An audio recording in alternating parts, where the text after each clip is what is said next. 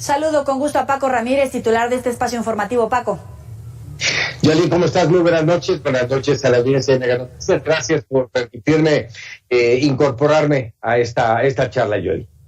¿Te parece si le damos la bienvenida a Leonardo Valdés Zurita, ex consejero del presidente del Instituto Federal Electoral? Bienvenido.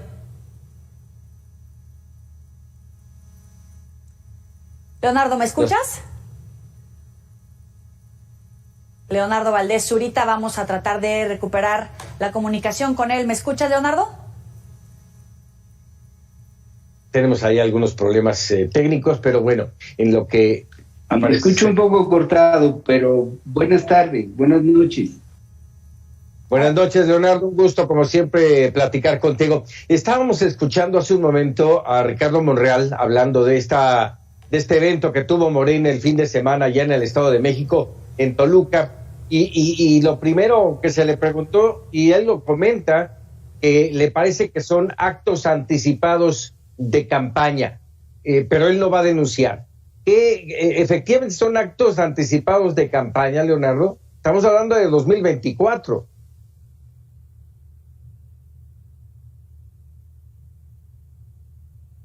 No, creo que sí tiene mala la comunicación. La podemos restablecer o incluso restablecerlo telefónicamente ahí con nuestra productora, pero vaya movilización política que se ha registrado en los últimos días, Yoli. Así es, la actividad de los tres que les ha alzado la mano el propio presidente, sin contar diputados, senadores, gobernadores que están diciendo yo también quiero contender para el 2024 y que ponen su futuro político en manos de las elecciones internas del partido, que tiene varios episodios donde ni ellos mismos le dan legitimidad a los resultados. Y que ponen, déjame decirlo así, pese a que el presidente les dijo hace unos días, ustedes cumplen con sus 16 o 20 horas de trabajo, 16 horas de trabajo, las cuentas no les salían muy bien, pero bueno, 16 horas de trabajo en sus ministerios, en sus secretarías, y después dedíquenle 3 horas. No, la verdad es que ya con este arranque, como lo hicieron en el Estado de México, pues ya no van a atender al 100% con sus responsabilidades. Y eso pone en riesgo al país. Así lo veo yo. Así es, vamos a tratar de restablecer la comunicación con Leonardo Valdés Zurita. En cuanto lo tengamos disponible en la línea, vamos a reiniciar la entrevista con él. Y no solamente en Morena, Paco, también el PRI vive ya un proceso político donde mañana se van a reunir con el presidente actual del Tricolor, los expresidentes, diciendo es una crisis que atraviesa el partido, no la primera, pero sí que requiere toda la atención con miras al 2024. Sí, ahí la situación será, Yoli, saber si este grupo de expresidentes del PRI le van a pedir a Alejandro Moreno Cárdenas que se vaya, que renuncie, porque digo, fuera del partido no veo cómo poder solucionar el grave problema, las circunstancias que le ha venido a cargar a Alito, y además la caída de tantas gubernaturas a lo largo de su mandato. Así es, y bueno, las propias divisiones entre las visiones del PRI, los que están a favor, por supuesto, de ir en coalición con el PAN y con el PRD, los que están en contra de esta postura que anunciaron como coalición de rechazar todas las iniciativas que se vayan a discutir en diputados, en Senado, como por ejemplo la reforma electoral, por supuesto la político-electoral, la de la Guardia Nacional. No todos dentro del PRI están a favor de lo que votó el organismo como parte de una coalición, y estas divisiones yo creo que también van a pasar factura el día de mañana. Le van a pasar la factura al PRI, pero no solo al PRI, sino a Va por México, al PAN, al PRD, que el PAN, déjame decirte, también tiene un problema ahí serio en su liderazgo. Y bueno, qué decir del PRD, ¿no? Es renovarse o morir, y si no se renuevan, ese puede ser el camino. Y uno más que me falta y que creo que es importante mencionar, Dante Delgado, Movimiento Ciudadano, y esta suerte de indecisión. ¿Van solos? ¿No van solos? ¿Se unen a Morena? ¿Se unen a Va por México? ¿Qué van a hacer? ¿Qué va a pasar? ¿Se van a convertir en el fiel de la balanza? Habrá que ver. Así es, recuperamos la entrevista con Leonardo Valdés. Paco, adelante. Leonardo, buenas noches de nuevo, un gusto como siempre. Déjame reiterarte la pregunta. Acabábamos de escuchar hace un momento a Ricardo Monreal, el coordinador de la bancada de Morena, hablando del evento del domingo y diciendo que le parecía que habían sido actos anticipados de campaña, pero que no va a denunciar. ¿Son actos anticipados de campaña? Esa es una figura jurídica compleja e incluso es una figura política compleja. Me explico.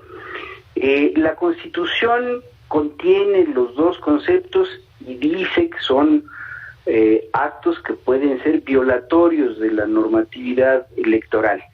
La que está desarrollada en la LEGIP, en la Ley General de Procedimientos Electorales. En esa ley se define a los actos anticipados de campaña de una manera muy amplia. Cualquier llamado al voto a apoyar a un candidato o a un partido fuera de la etapa de campaña puede ser considerado acto anticipado de campaña. Pero también existe la figura de actos anticipados de pre-campaña, y la definición es más acotada.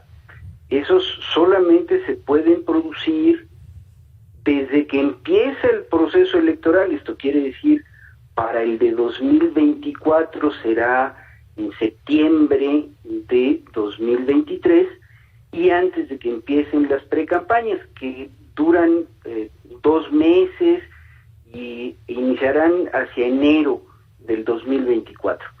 De tal suerte que en este preciso momento no se podría hablar de la segunda figura, de actos anticipados de pre-campaña, sino de actos anticipados de campaña.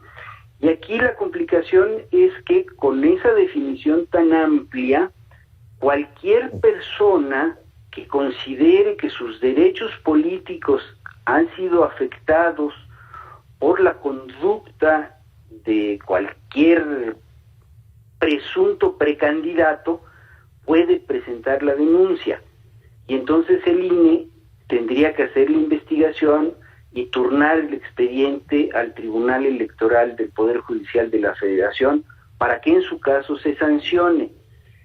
Los actos anticipados de pre-campaña sí tienen una sanción muy clara en la ley, que es la negativa del registro de una candidatura a la que el tribunal sancione. Entonces, por eso es que decía yo que son dos figuras jurídicamente complejas, pero también políticamente complejas, porque la definición de una es demasiado amplia, la otra es muy acotada, y evidentemente quien pretenda hacer una acusación de esa naturaleza, pues tendrá que tener un interés político específico, expreso, y tendrá que demostrar que efectivamente sus derechos están siendo vulnerados por estas actividades.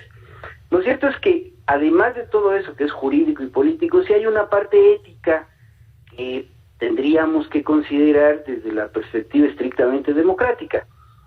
Y esa parte ética nos llevaría a preguntarnos, ¿es el momento de que personas de un partido político empiecen a pronunciarse para presuntamente participar en un proceso interno de selección o no? A mí me parece que éticamente no es el momento.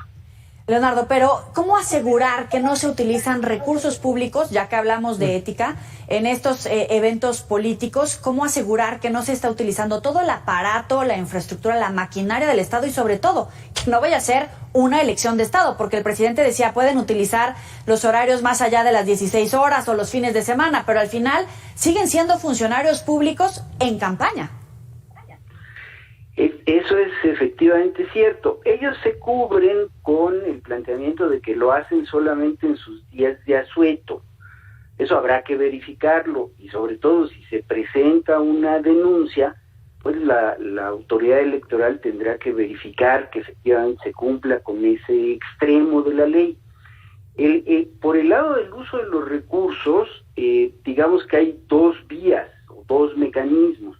Una, si son recursos de los partidos, la fiscalización del INE podría detectarlos, y ahí también hay la posibilidad de que ciudadanas y ciudadanos presenten denuncias en materia estrictamente de fiscalización.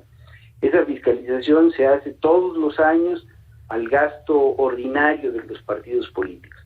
Y la otra es que si son recursos no de los partidos, sino de entidades gubernamentales, entonces le toca a la Auditoría Superior de la Federación, que también cada año hace la verificación de esos gastos. O sea que, digamos, sí estamos en un terreno en el que puede haber muchos litigios respecto de esta situación, porque pues sí están adelantando demasiado un proceso interno que está marcado por la ley y que tiene una temporalidad que está, por supuesto, siendo rebasada.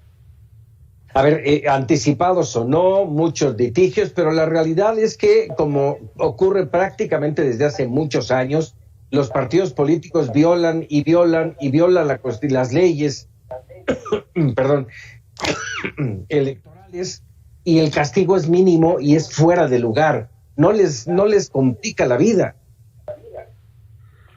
Ahí el problema es que la ley electoral que se hace en los órganos legislativos y en donde los grupos parlamentarios de los partidos políticos son los que toman las determinaciones, imponen sanciones que normalmente son sanciones económicas, que son de baja monta, frente al financiamiento público que reciben los partidos. Es una disminución de ese financiamiento y por eso se da esta sensación de cierta impunidad. Yo tengo para mí que la sanción más importante va por el lado político y ético. Es ahí en donde nos toca a los ciudadanos criticar estas posturas en términos éticos y, por supuesto, manifestarnos en contra de que se viole sistemáticamente la legislación electoral. En el 2023 viene la joya de la corona, hay cartas fuertes dentro de Morena, muchos visualizan que desde ahí puede comenzar el rompimiento en las filas de Morena, por supuesto repetirse este fenómeno para el 2024. Como un análisis político, ¿tú ves la unidad dentro de Morena para el 2023 y 2024 sobre todo? A ver, yo creo que no hay que adelantar vísperas. Tengo para mí que 2023 no va a ser fácil, no solamente para Morena, sino para todos los partidos, porque todos están ya muy orientados a la constitución de coaliciones.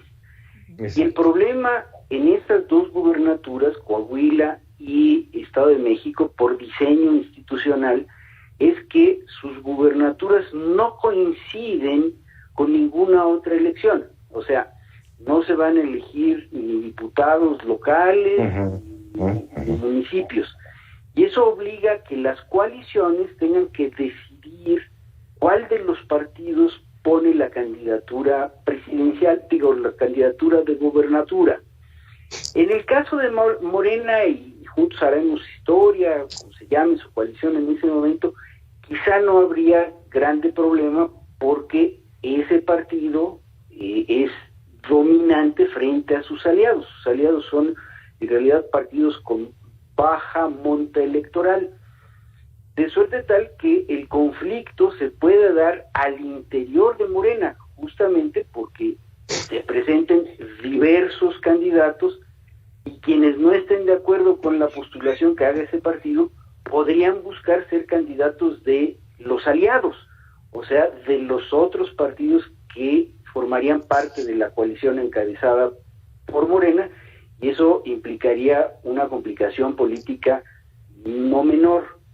Por el lado de la otra coalición hay que recordar que históricamente nunca pudieron ponerse de acuerdo PAN y PRD en el caso del Estado de México, justo porque uno de los dos tenía que ceder para la designación del candidato a gobernador sin nada a cambio, porque no hay candidaturas a diputados locales o candidaturas a presidentes municipales.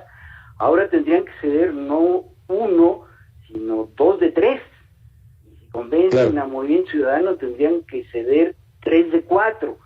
Y eso no es fácil, tampoco es imposible, pero lo cierto es que tendremos que estar atentos en términos de análisis político de cómo se desarrollan esas negociaciones. De tal suerte que yo adelantaría que nada está escrito para las elecciones ni de Coahuila ni del Estado de México, y que van a ser procesos políticos bastante complejos. Y si eso es así para 23, tampoco nada está escrito para 24, porque también tenemos en nuestra memoria histórica que quien gana la elección del Estado de México el año antes de la elección presidencial, no siempre gana la elección presidencial. Más bien, ha sucedido en varias ocasiones que el partido que gana la gubernatura en el Estado de México pierde la elección presidencial al siguiente año. Pero bueno, habrá que ver cómo se desarrollan, insisto, procesos políticos muy complejos. Procesos muy complejos para uno o para otra de las alianzas o coaliciones. Para todos va a ser complicado y vamos a mantenernos pendientes porque seguramente, si es que no las hay ya, hay denuncias en contra de los precandidatos de Morena por el acto del domingo pasado. Leonardo Valdés Zurita, como siempre, agradecido que estés con nosotros. Al contrario, el agradecido soy yo, y la llamada de atención a estar pendientes es para los medios, para los analistas, especialistas, pero sobre todo para los y las ciudadanas, porque ellos son los que pueden sancionar éticamente estas situaciones de manera más contundente. Es correcto, Leonardo. Muchas gracias. Hasta luego. Gracias, Yoli. Gracias a ti, Paco, que te mejores. Tómatelas. Muchas gracias. Caliente. Muchas gracias. Muy buenas noches. Buenas noches. Bueno, hoy es noche de Para Opinar.